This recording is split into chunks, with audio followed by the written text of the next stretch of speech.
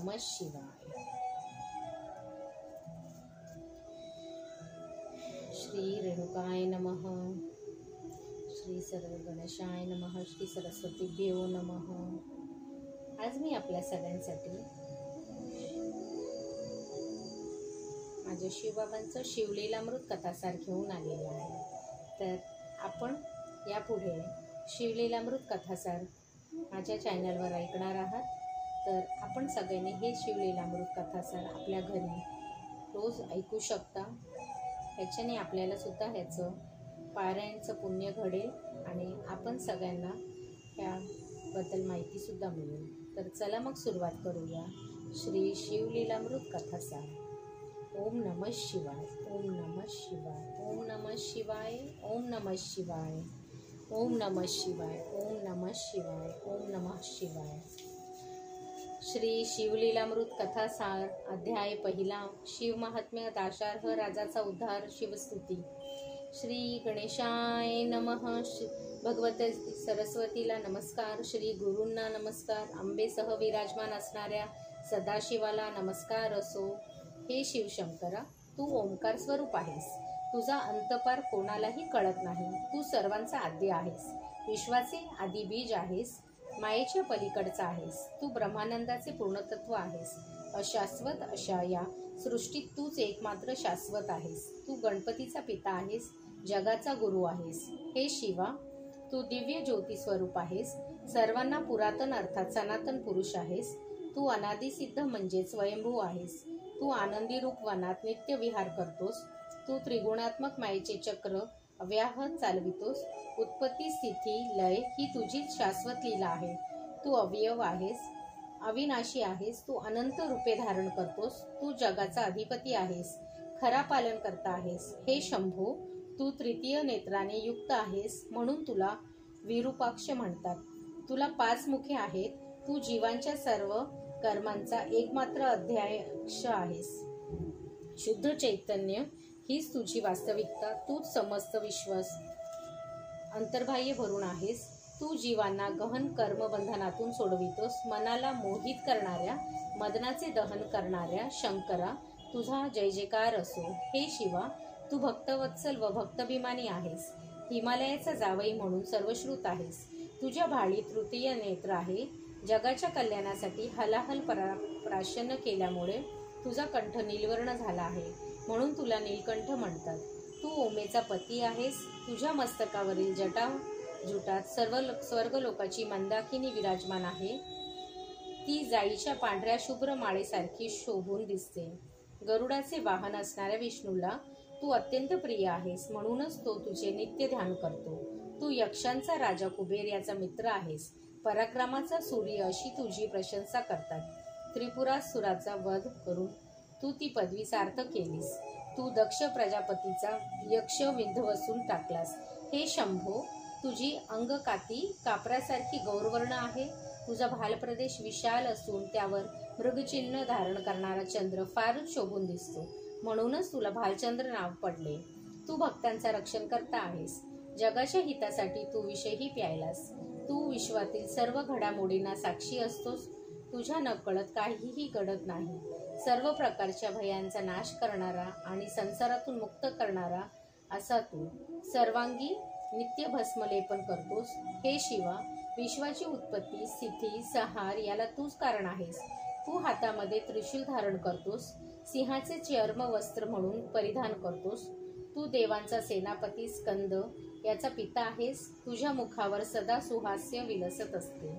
तू म्हणजे मायारूपी अरण्य जाळून टाकणारा अग्नी। तू म्हणजे ज्ञानाचे सघन रूप। तू म्हणजे सतचित्त आनंद स्वरूप ब्रह्म। तू निर्मळ आहेस। परमशांती तुझ्या अंतःकरणात वास करते। तू म्हणजे कधीही विचलित न होणारे तत्व, जगाचे कल्याण करणारा, म्हणून तुला शिव म्हणतात। तू या संपूर्ण विश्वाला सर्व काळ अंतर्बाह्य व्यापून आहेस। कोट्यावधी सूर्यानेवढे तुझे तेज कधीही कमी होत नाही। हे शंभो, तू कलियुगातील पापरूपी मलाचे दहन करतोस। आपल्या भक्तांना दोषमुक्त करतोस। तू अनंत ब्रह्मांडांचा स्वामी आहेस। तू जगाचे रक्षण करतोस। कमलोदेव ब्रह्मदेवाचा पिता म्हणजेच श्री विष्णू, त्याचे मन तुझ्या ध्यानात रमते। तू तू जीवांना जन्ममरणांच्या फेऱ्यातून सोडवितोस, त्यांना मुक्ती देतोस. ब्रह्मदेव, श्रीहरी, शेष, सहस्त्रार्जुन, इंद्र, देव आणि ब्राह्मण हे सर्व अहोरात्र तुझे ध्यान करतात. भय म्हणजे प्रपंच, सृष्टीचा पसारा, संसार तोही तूच आहेस आणि जीवांना संसारातील तापांपासून मुक्त करणाराही तूच आहेस. तू पार्वतीचा पती आहेस. तू स्मशानात म्हणजे शून्यस्थानी राहतोस, अर्थात तुझे अव्यक्त अस्तित्व कोणाच्याही ध्यानात येत नाही. तू इंद्रियांना अगोचर आहेस. वैखरी वाणीने तुझ्याबद्दल कितीही सांगितले तरीही तू तिच्याही पलीकडेच आहेस. स्वर्गातील मंदाकिनी ही गंगा या नावाने पृथ्वी तलावर आली. तिच्या तीरावर श्री क्षेत्र काशी येथे तू विश्वेश्वर नावाने विहार करतोस. हे शिवा, महतत्वे तुझ्यामध्येच विलय पावतात. तू सर्परूपी भूषणे धारण करतोस. तू मद आणि गर्वाचे दमन करतोस. तू जन्मरहित आहेस, अजिंक्य आहेस, आनंदरूपी मेघ आहेस, ओंकार स्वरूप आहेस, गजसुराचे आणि मदनाचे मर्दन करणारा प्रचंड सामर्थ्यवान ईश्वर आहेस. तू या अनंत सृष्टीचा गर्भ अर्थात आदिबीज आहेस. म्हणूनच वेद आणि शास्त्रे अत्यंत आदराने तुला वंदन करतात. दिशा हीच तुझी वस्त्रे आहेत. तू अवयवरहित आहेस, काळाच्या पलीकडचा आहेस. तू उज्जैनी येथे महाकाल नावाने प्रसिद्ध आहेस. तुझ्या स्मरणाने मृत्यूचे भय नाहीसे होते. हे शंभो, तू दुर्भाग्यरूपी जंगलाचे भस्म करणारा महान अग्नी आहेस. तुझ्या कृपेने भक्तजन भाग्यवान होतात. म्हणूनच तू भक्तांचे अत्यंत प्रिय उपास्य देवता आहेस. तू वेणू राजाचे भयंकर पाप हरण करणारा सनातन घृणेश्वर आहेस. उमा मनोमन नेहमी तुझे चिंतन करते आणि तूही भक्तांच्या दिव्य रूपात कमळात, हृदयरूपी कमळात मुग्ध भ्रमर होऊन वास करतोस. हे भाळी चंद्रकोर धारण करणाऱ्या शंकरा, तू सौराष्ट्र देशात सोमनाथ या नावाने अधिशिष्ट आहेस. हे शिवा, तुझे नेत्र कमळापासून बनलेले आहे. तू करुणेचा अथांग सागर आहेस. तू रुद्राक्षाचे भूषण धारण करतोस. तू महाकाय आहेस. तुझे रूप भयंकर असले तरीही तू अपार तपश्चर्या करणारा सर्वश्रेष्ठ तपस्वी आहेस. तू भीमाशंकर या नावानेही प्रसिद्ध आहेस.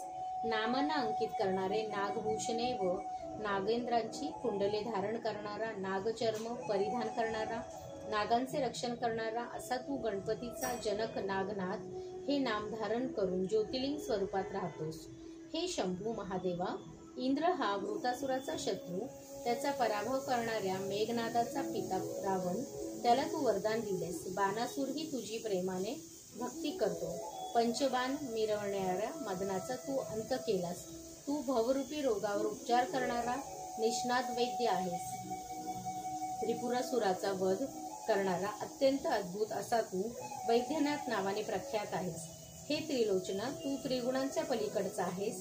अधिदैविक, अधिभौतिक व आध्यात्मिक असे त्रिविध तापांना शांत करणारा आहेस. तू स्वगत, सजातीय व विजातीय अशा त्रिविध भेदाने रहित आहेस. त्रिविध दोषरूपी अग्निशांत करणारा आहेस. म्हणूनच तुला त्र्यंबक म्हणतात. तू अत्यंत करुणा येणारा आहेस. तू म्हणजे कामरूपी हत्तीचे विदारण करणारा सिंह. तू म्हणजे कृपेचा अथांग सागर. तू म्हणजे जगाच्या आनंदाचे मूलस्थान. तू हिमावतीची कन्येचा पती आहेस.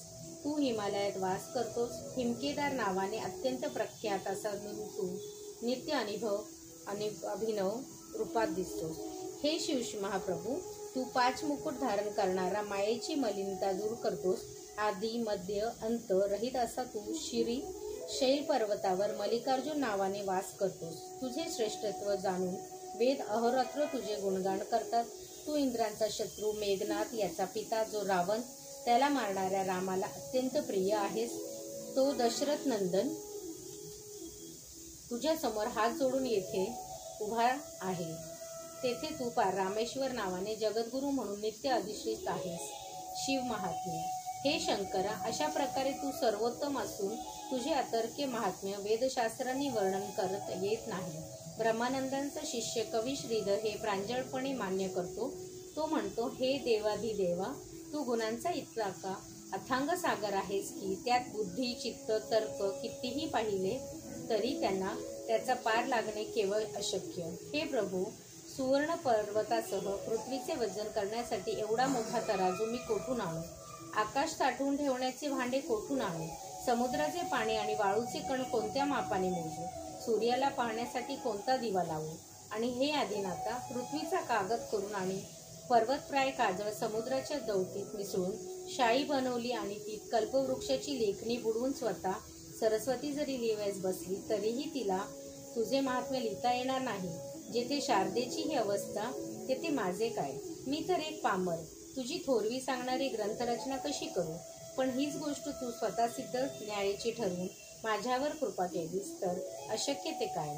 हे ईश्वरा, तू दीनबंधू आहेस, करुणा सिंधू आहेस. द्वितीय इवल्याशा चंद्राकोरीला लोक भावभक्तीने जीर्ण वस्त्राची चिंदी भातात त्याप्रमाणे मी अल्पमतीने तुझे गुणगान करणार आहे. सत्यवतीचा महाज्ञानी पुत्र व्यास हा तुझे महात्म्यरूपी आकाश भेदीला गेला होता, पण त्यालाही त्याचा अंत लागला नाही, म्हणून तो विनम्र भावाने तटस्थ राहिला.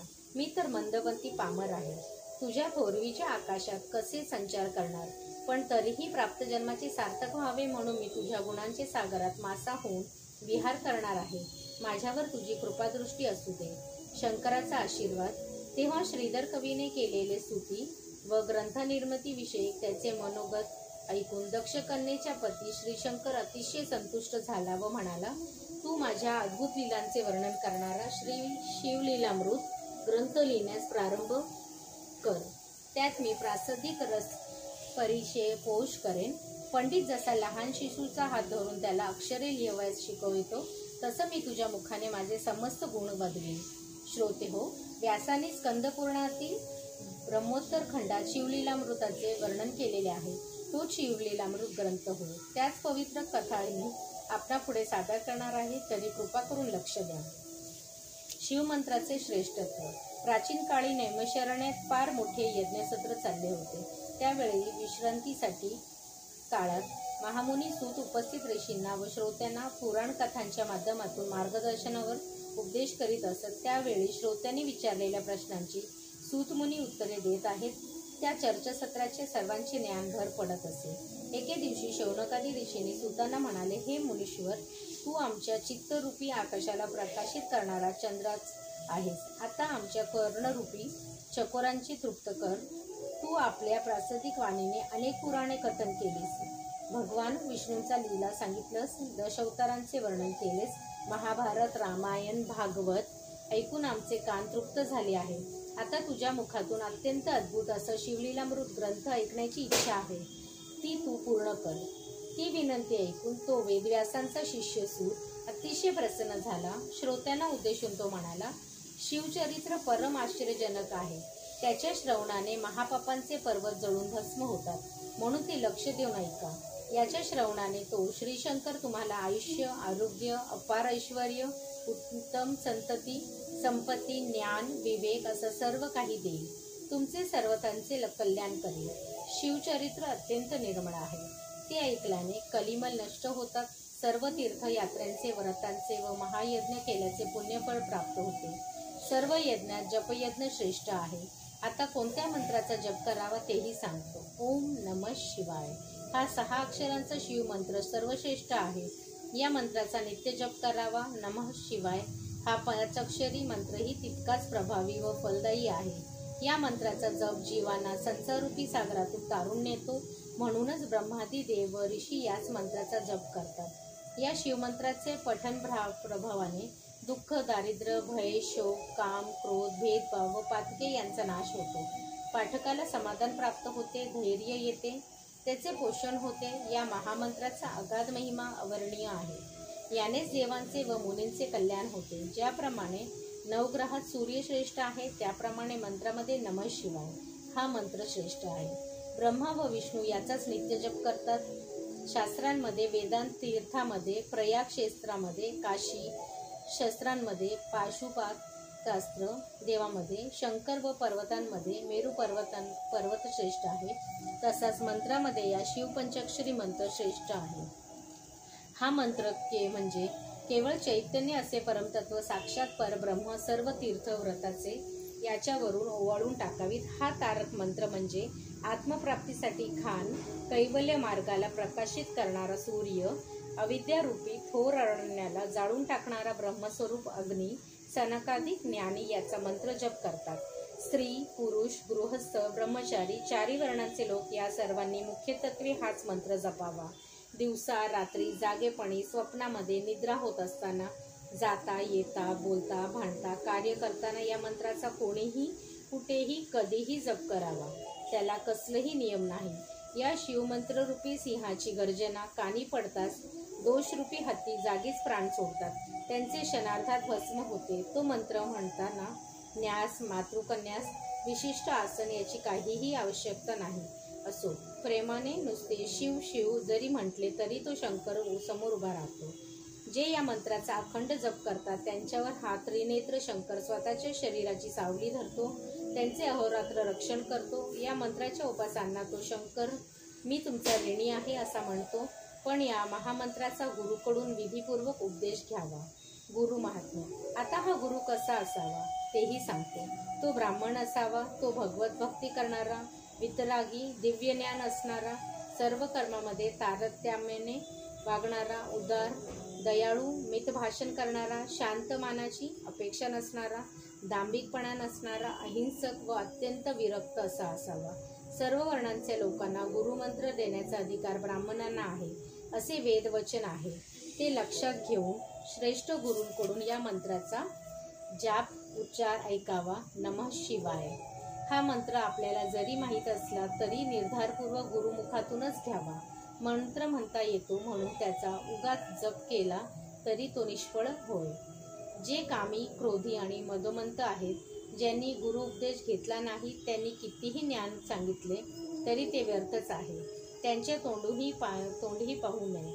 वेदशास्त्रांचे अध्ययन करून ब्रह्मविषयक अपरोक्ष ज्ञान झालेला असलेले व सत्संजन आणि विद्वानवाशी या संदर्भात कितीही चर्चा केली असली तरी सद्गुरू शिवाय तो मनुष्य भवसागरातून तरून जात नाही.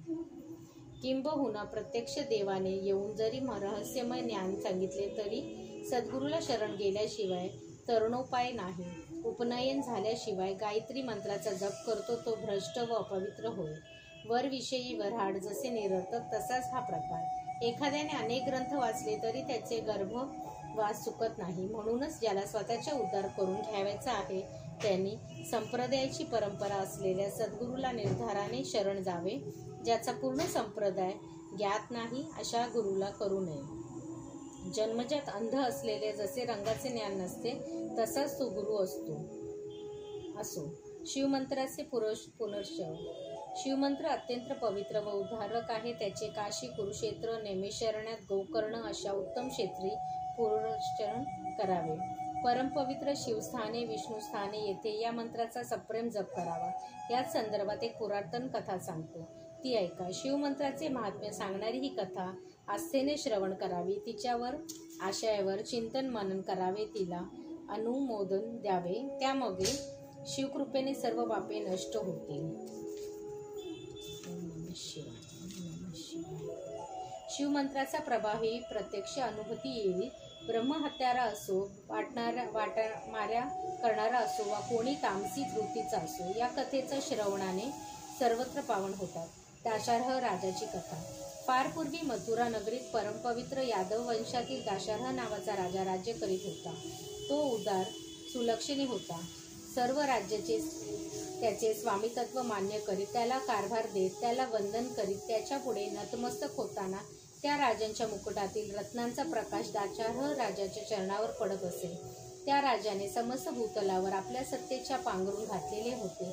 जणू त्याच्या यशकीर्तीचे धवल पताका शरद ऋतूतील पूर्णचंद्राप्रमाणे शोभत असे. अर्थात त्याची कीर्ती निष्कलंक व निर्दोष होती. सर्व प्रजाजन व ब्राह्मण त्याच्या कल्याणाचे शुभचिंतन करीत असत. शुद्ध पक्षातील द्वितीयापासून चंद्राची कला जशी वाढते तसे त्याचे ऐश्वर दिवसेंदिवस वाढत होते. तो विष्णूसारखा सुंदर व तेजस्वी होता. सद्बुद्धी रूपी धर्मपत्नीशी प्रेमळ वार्तालाप करायचा.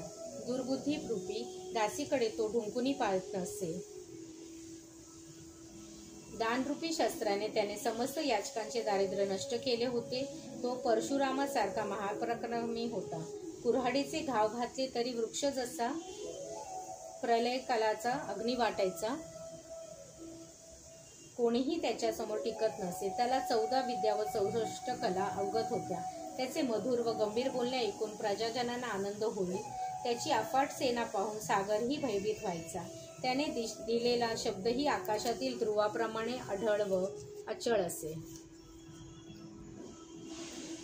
काशीच्या राजाची रूपवती कन्या कलावती ही दाशरथ राजाची पत्नी. सरस्वतीलाही तिच्या अप्रतिम सौंदर्याने वर्णन करायला आवडेल. कलावती ही लावण्यरूपी सागरावरची एक लाट होती. जणू तिचे डोळे हरण्यासारखे होते. ओठ प्रभातीच्या सूर्यबिंबाप्रमाणे लाल होते. ती मृदू भाषण करणारी होती. तिचा स्वर कोकिळ पक्षामध्ये मधुर होता. तिची चाल हंसासारखी डौलदार व कंबर सिंहाच्या कमरेसारखी बारीक होती. तिचे मुख पौर्णिमेच्या चंद्रासारखे तेजस्वी होते. तिची वेणी पाहून वाटायचे हा मोठा काळा भुजंग तर नव्हे. तिच्या सौंदर्यामुळे तिने धारण केलेले अलंकारांना शोभा यायची. तिचे दात हिऱ्यासारखे झळकायचे. त्यामुळे ती बोलू लागली की भोवताही मंद प्रकाश पडे. ती सर्व कलांमध्ये निपुण होती. त्यामुळे तिचे कलावती हे नाव सार्थ होते. सौंदर्याच्या खाणीतील सर्वोत्तम रत्न अशी ती राणी व्यवहार चतुर व हुशार होती. तिच्या अंगीचा सुगंध सर्वत्र दरवळत असे. तिच्या मुखचंद्राकडे कितीही पाहिले तरीही राजाचे समाधान होत नसे. त्याचे डोळे भ्रमर होऊन तिच्या सौंदर्यरूपी कमळावर रुंजी घालीत असत. एके दिवशी राजाचे मन सारखे कलावतीकडे धावत होते. तिच्याशी सहवास करण्यासाठी तो आतुर झाला होता. त्याने तिला बोलवणे धाडले, पण ती आली नाही. तिच्याशी प्रणयचेष्टा करायला असुरलेला तो राजा अक्षरशः जाळ्यात सापडलेल्या माशासारखा तळमळत होता. शेवटी तो स्वतःच उठून तिच्या महालात गेला, पण त्याला पाहून कलावती प्रसन्न झाली नाही. राजा तिला म्हणाला, हे प्रिये, तू शृंगार लतिके ये, माझ्याजवळ ये. तुझ्या शुभलक्षणी शरीराने मला आलिंगन दे. मी तुझ्या सहवासासाठी आतुर झालेलो आहे. मला तुझा अंगसंग देऊन संतुष्ट कर. नाराज करू नकोस. या मिलनातून तुला उत्तम पुत्र होईल. त्यांना पाहून सर्वांना आनंद होईल. तेव्हा कलावती म्हणाली, स्वामी, मला क्षमा करा. मला स्पर्शही करू नका. मी तुमची इच्छा पूर्ण करू शकत नाही. राजा म्हणाला, का बरे? माझ्यावर रुसली आहेस का? ती म्हणाली, आपले प्रिय व्यक्तीवर कोणी रागवतो का? मी शंकराची उपासना करीत असल्यामुळे व्रतस्थ आहे, म्हणूनच आपल्याशी रममाण होऊ शकत नाही. राजा म्हणाला, असं काय करतेस तू? मी तुझ्या सहवासासाठी व्याकुळ झालो आहे. तेव्हा राणी त्याला समजावीत म्हणाली, राजन, धीर धरा. माझे व्रतनियम मोडायला लावू नका. स्त्री जर रोगिष्ट, गर्भवती, ऋतुमती, उपाशी, व्रतस्थ, वृद्ध व अशक्त असेल तर ती भोगू नये. हे मी आपणास सांगायला नको. पर्वकाळ व व्रतांचे दिवस नसतील तर उत्तम काळी उत्तम भोजन करून मगच स्त्रीसंग करावा. समागमाच्या वेळी स्त्री व पुरुष तरुण, रूपवान व आनंदी असावे. त्यांच्या मनातील चिंता, उद्विग्नता असू नये. एकमेकांवर प्रेमवर्षाव करीत सहवासाचा आनंद उपभोगावा. पण कामवासनेने अंध झालेल्या दाशरथने तिचे बोलणे मनावर घेतले नाही. त्याने दोन्ही हात पसरून कलावतीला एकदम दृढ आलिंगन दिले. तर काय आश्चर्य! तिला बाहुपाशात घेताच राजाचे अंग पोवले. तो क्षणार्धात तिच्यापासून दूर झाला. त्याला मोठा प्रश्न पडला. त्याने कलावतीला विचारले, राणी, हे काय नवल आहे? तुझे अंग इतके तप्त कसे? कलावती म्हणाली, महाराज, रागवू नका. अनुसया पुत्र दुर्वास हे माझे गुरु आहेत. त्यांनी मला शिवपंचाक्षरी मंत्र दिला आहे. त्या गुरुक्लिष्ट मंत्राचा अहोरात्र जप केल्याने मी पावन झालेले आहे. माझे शरीर तप्त नाही, ते तर अत्यंत शीतल आहे. आपले शरीर अपवित्र असले, आपण अभक्ष्य केले असेल, आपले आचरण शुद्ध नसेल तर शरीराची विटाळते. श्रीगुरूंच्या कृपाप्रसादाने मला अंतर्धान आहे. त्या आधारे मी एवढेच सांगू इच्छिते की आपल्याकडून जप, तप, शिवपूजन, गुरुची सेवा असे कोणतेही कर्म घडलेले नाही. त्यामुळे पुढे आपल्याला दारुण नरकयातना भोगावे लागणार आहेत. हे सर्व टाळायचे असेल तर वेळीच सावध व्हा. स्वतःच्या उद्धारासाठी काहीतरी साधन करा. ते ऐकून राजाला फार पश्चाताप झाला. त्याला काहीच बोलवेना. तो कमलावतीला म्हणाला, राणी, तू खरोखरच सद्गुणी आहेस. माझ्याकडून अनंत प्रमाद घडले आहे, हे मी मान्य करतो. तू मला शिवमंत्र दे. त्याच्या जपाने मीही पावन होईल. माझी महापापे जळून भस्म होतील. कलावती म्हणाली, नाथ, मला क्षमा करा. शिवमंत्राची दीक्षा देण्याचा मला अधिकार नाही. शास्त्रामध्ये पती हाच पत्नीचा गुरु असतो, हेही आपण जाणतो. म्हणून आपण यदकुळाचे मुख्य गुरु गर्गमुनी यांना शरण जा. त्यांच्याकडून शिवमंत्राची दीक्षा घ्या. त्या वसिष्ठ वामदेवासारखे श्रेष्ठ ज्ञानरूपी आहेत. राजालाही ते पटले. तो आपल्या राणीसह गर्गमुनीच्या आश्रमात गेला. त्या थोर तपस्व्याला वंदन करताना त्याच्या हृदयात अष्टसात्विक भाव दाटून आले होते. तो नम्रतेने म्हणाला, हे मुनीश्वर, मी तुम्हाला शरण आलो आहे. माझ्यावर दया करा. शिवमंत्राची दीक्षा देऊन मला कृतार्थ करा. त्यावेळी त्याचा मनोभाव जाणून गर्गमुनीला करुणा आली. राजा राणीला घेऊन ते यमुना तीरी आले. त्या दोघांना स्नान करवण्यास सांगितले. त्याचे स्नान झाल्यावर त्यांच्यासह एका मोठ्या वृक्षाखाली बसून तेथे राजाकडून यथासांग शिवपूजन करून घेतले. राजाने गर्गमुनीची पूजा केली. त्यांना दिव्य रत्ने व दिव्य वस्त्रे दिली. गुरुदक्षिणा म्हणून अपार द्रव्य दिले. अनन्य भावाने त्याचे पाय धरले व म्हणाला, गुरुदेव, कृपा करून मला अनुग्रह द्या.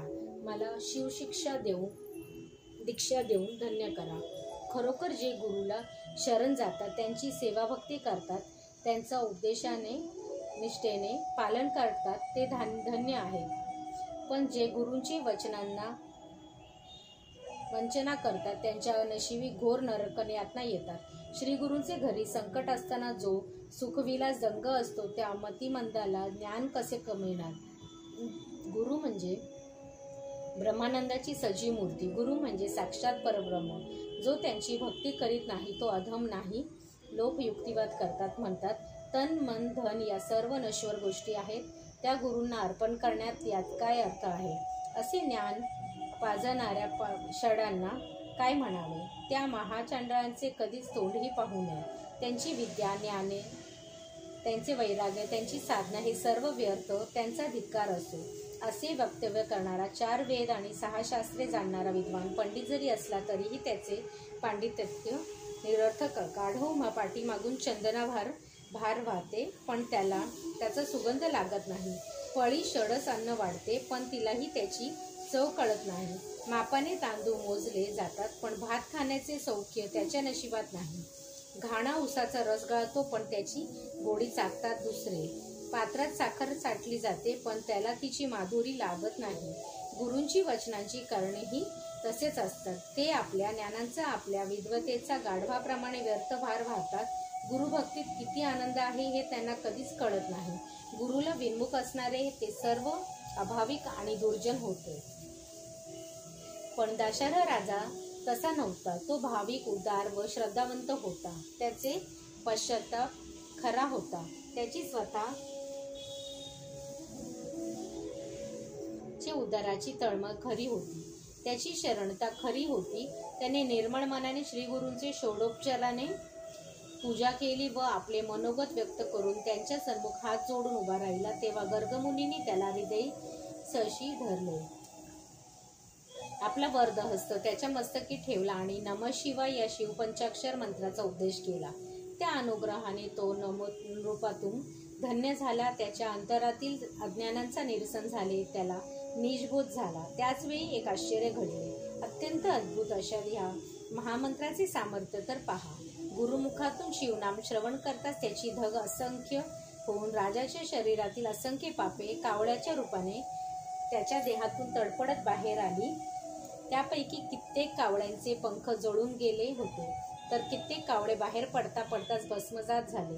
किंचितही अग्नी पडताच शुष्क काटेरी झाडांचे वन जसे जाळून जाते, तसे शिवमंत्राच्या प्रभावाने त्या राजाच्या शरीरातील सर्व पापे काकरूपाने जळून गेली. ते दृश्य राजा आश्चर्याने पाहत होता. ते कावळे निघून जाताच आपला देह देवासारखा दिव्य झाला आहे हे त्याच्या लक्षात आले. त्याला अतिशय आनंद झाला. आपण जे पाहिले ते सत्य होते की भ्रम हेच त्याला कळेना.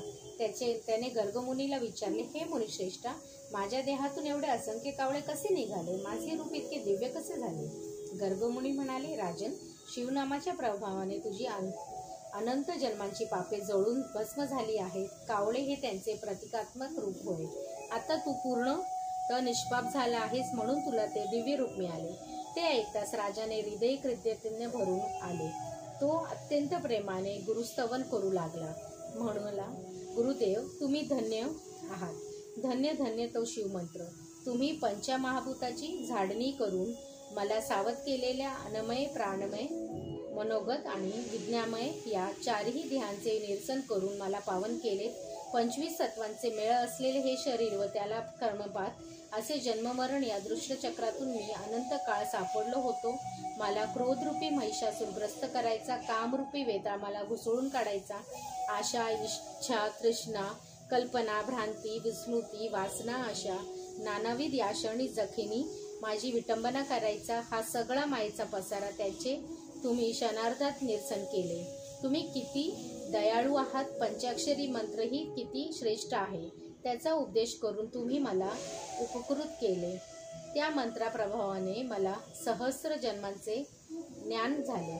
मी केलेले सर्व पापे काकरूपाने जळून केली तेही प्रत्यक्ष पाहिले. प्रत्येक जन्मात मी अनेक दुष्टकृत्य केली आहेत. कधीही सुवर्ण चोरले, कधी अभक्ष्य केले, कधी दारू प्यायलो, कधी परस्त्रीचा संबंध ठेवले, तर कधी गुरुनिंदेसारखे महापाप केले. गोहत्या, ब्रह्महत्या, स्त्रीहत्या, गुरुहत्या, अधमाचरण, ब्राह्मणांचा छळ, परिनिंदा, पशुनिंदा, आरोग्य शास्त्रियांचे गमन, तर कधी धर्माचा लोप केला. काय हे दुष्कर्म! मी मित्रांचा द्रोह केला, गुरूंचा विश्वासाचा इतकेच नव्हे तर वेदांचाही द्रोह केला.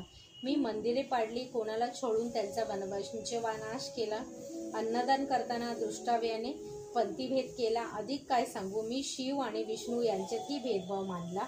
मी दुसऱ्यांचे कल्याण माझे सांगितले, ग्रंथाची चोरी केली, पक्ष्यांना ठार मारले, पाखंडत्मे मांडून मिथ्यावाद घातला. मी तू असा सतत भेदभाव केला. भ्रष्ट असा साधन मार्गाचा पुरस्कार केला. मी स्त्रीलंपट होतो, दुराचारी होतो. मी उपकारकर्त्याशी कृतज्ञपणा केला, दुसऱ्यांचे द्रव्य हरण केले. मी भ्रष्ट कर्माचे आचरण केले, तीर्थाची निंदा केली, स्वतःच्या स्वार्थासाठी गुरुचा छळ केला, मातपित्यांची हत्या केली, दीनदुबळ्यांनी मारले, सज्जनांना त्रास दिला, उभी पिके जाळली, गोत्रातील लोकांचा वध केला, प्रत्यक्ष बहिणीला जीवे मारले, सर्वांनी दृष्टपणा केला, कन्या, गायी, घोडे, रस यांचा विक्रय केला, गावेच्या गावे जाळली, भ्रूणहत्या केली, अनेकदा आत्मघातकी केला. गुरुदेव, ही माझी जन्मजन्मांची महापापे होती. शूद्र पापांची तर गणतीच नाही. काहीतरी पुण्य गाठीशी होते म्हणून हा नरदेह राज्यपद मिळाले. गुरुप्रताप प्रत्यक्ष अनुभवला. सर्व पापातून मुक्त झालो. देह शुद्ध झाला, मन शुद्ध झाले, माझा उद्धार झाला. श्री गुरुच्या प्रसादाने भवसागरात तरलो. अशा प्रकारे दाशरथ राजाने गर्गमुनींची अपार स्तुती केली. त्यांचा निरोप घेऊन तो मथुरेस आला. राणी कलावती खरोखर चतुर होती. तिने राजाचा उद्धार केला. नंतरच्या काळात तो राजा गुरुपदेश शिवपंचाक्षर मंत्राचा नित्यजप करू लागला. त्यामुळे शिवकृपेने त्यांचे राज्य वाढले. तेथे कधीही दुष्काळ पडला नाही. धनधान्याची संपन्नता आली. वैधव्य, अपमृत्यू, रोगराई या गोष्टी हद्दपार झाल्या. लोक सुखी झाले. त्यानंतर कलावतीला आलिंगन देताना त्या राजाला कधीही धाकता जाणवली नाही. त्याने लोकांना शिवभक्तीला लावले. शिवोपासनामुळे प्रोत्साहित केले. देशामध्ये घरोघरी शिवपूजन, शिवकीर्तन, रुद्राभिषेक व ब्राह्मण भोजन होऊ लागले. अशा प्रकारे त्या राजाने बहुत काळ सुखाने राज्य केले. प्रजेला आनंद ठेवले. दाशरथ राजाचे हे आख्यान जे लिहितील, ऐकतील, वाचतील, या ग्रंथाचे संरक्षण करतील, त्यांच्या पठणाला प्रोत्साहन देतील, त्यांचा प्रपंच सुखाचा होईल. त्यांना कसलीही कमतरता भासणार नाही. श्री शंकर स्वतःचे रक्षण करतील. जे लोक शिव महात्म्य वर्णन करतील ते धन्य होतील. यापुढील कथा अमृतापेक्षा गोड आणि सुरस आहे. चतुर पंडित, प्रेमळ गुरुभक्त व ज्ञानी जन ती श्रवण करोत. पूर्ण ब्रह्मानंद स्वरूप असो तुला. शूल्प आणि श्रीधर कवीच्या मुखाने स्वतःची ही कथा वधवून घेत आहे, यात संशय नाही. श्रीधराला वरदान देणाऱ्या पांडुरंगानेही आपले मस्तकी शिवलिंग धारण केलेले आहे. ब्रह्मानंद हा परिपूर्ण व अभंग असतो. त्याचा कधीच बेरंग होत नाही. स्कंदपुराणातील ब्रह्मोत्तर खंडात असलेले शिवलीलामृत हा कथाभाग सज्जनांनी नेहमी श्रवण पठण करावा अशी विनम्र प्रार्थना. अध्याय पहिला समाप्त. श्री सांब सदाशिव स्पर्णमस्तु.